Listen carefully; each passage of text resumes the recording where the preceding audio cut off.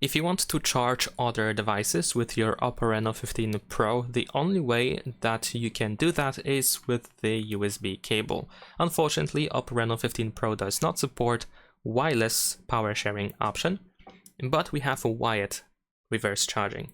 So we can connect both devices that you're trying to charge together. So we're gonna connect our OPPO Reno 15 Pro, in this case to this another smartphone, and then you should be able to start charging it.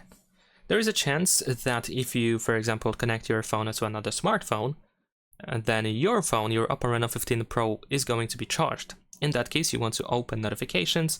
You should be able to find a notification about charging or being charged or whatever. So you want to tap on that notification and you want to make sure that reverse charging is selected. Of course, you don't have to, well, it's not really limited to smartphones only. You can charge pretty much anything else. This can be Bluetooth device if it has USB port and anything that can be charged with USB cable, really. So that's pretty much it. Leave a like and subscribe.